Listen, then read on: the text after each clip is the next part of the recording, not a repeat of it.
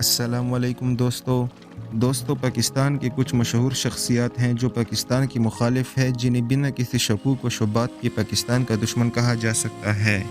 وہ لوگ جو پاکستان میں پیدا ہوئے، پلے بڑھے اور عزت کمائی، اور بعد میں وہی لوگ اس دھرتی کے دشمن بن گئے اور ہمیشہ کے لیے پاکستان چھوڑ کر بیرون ملک سیٹل ہو گئے۔ آج کی اس ویڈیو میں ہم آپ کو 4 غداروں کے بارے میں بتانے جا رہے ہیں جنہوں نے پاکستان سے غداری کی۔ انسین فیکٹس کی چینل پر آپ کو خوش آمدید۔ اگر آپ اس چینل پر نئے ہیں تو اسے سبسکرائب کر لیجیے اور بیل آئیکن دبا دیجیے۔ تو چلیے آپ کو ان 4 غداروں کی سیر کرواتے ہیں۔ نمبر 1، حسین حقانی۔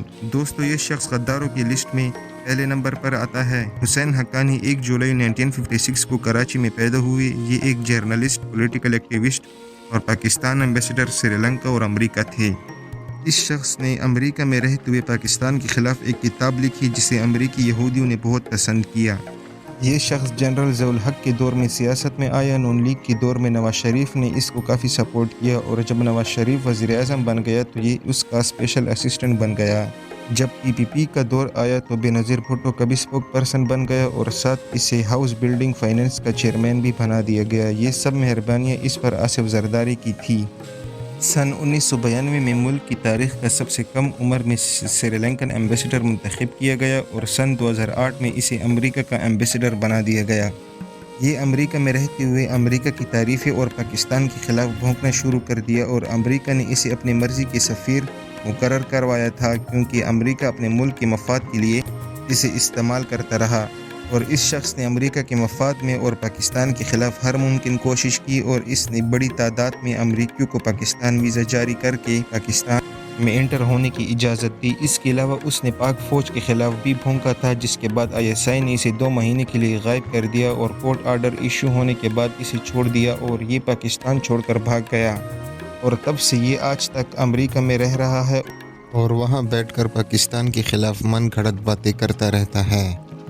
نمبر 2، طارق فتح۔ دوستو، یہ شخص پاکستان کا تو دشمن ہے ہی، لیکن اسلام کا بھی دشمن ہے اور خود کو مسلمان کہلواتا ہے۔ 20 نومبر 1949 کو کراچی میں پیدا ہونے والا طارق فتح ایک جرنلسٹ اور رائٹر ہے۔ اس کا تعلق پنجابی فیملی سے ہے۔ 1970 کی مشہور کراچی سن میں کام کیا، اور 60 اور 70 کی دہائی میں یہ لیفٹسٹ اسٹوڈنٹ کا لیڈر تھا، اور آرمی کے دور میں اسے 2 بار جیل بھی جانا پڑا۔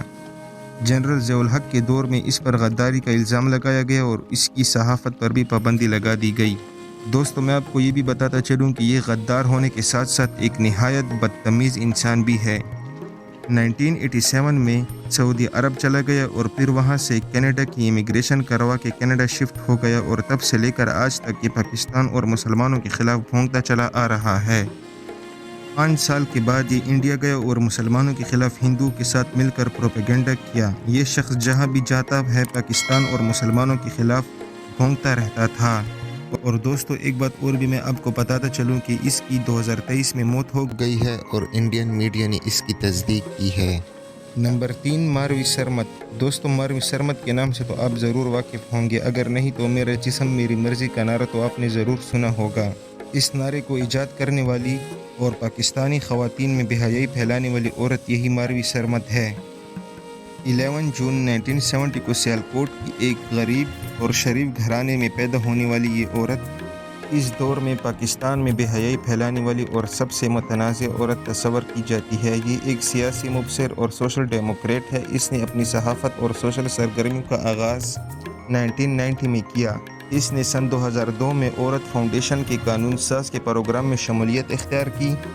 2004 میں اس نے اقوام متحدہ کی ترقیاتی پروگرام میں کام کیا، اور خواتین کی حیثیت سے متعلق قومی کمیشن خواتین کی ترقی کی وفاق کی وزارت کے نام پر پارلیمنٹ کے ساتھ کام کیا۔ پاکستان میں عورتوں کی آزادی اور حقوق کے نام پر مغربی معاشرے کی بے رواداری اور عورتوں میں بے حیائی پروان چڑھائی۔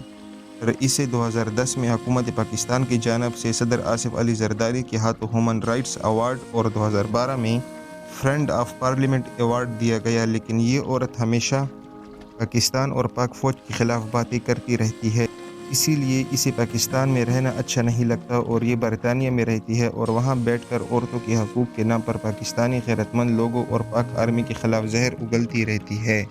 اور یہ اتنی واحیات ہے کہ لائیو ٹی وی پر دینی عالموں کے ساتھ بدتمیزی بھی کی۔ ماروی سرمد کا کہنا ہے کہ حجاب ایک گندگی ہے اور یہ خود کو مسلمان کہلواتی ہے، لیکن اصل میں یہ پاکستان کے لیے ایک خود گندگی ہے، لیکن حقیقت میں یہ ایک لبرل ہے اور اس کا کوئی دین و مذہب نہیں ہے اور آزاد خیال ہے، اور پاکستان میں عورت مار چلا کر باقی لوگوں کو بھی خود جیسا بنانا چاہتی ہے۔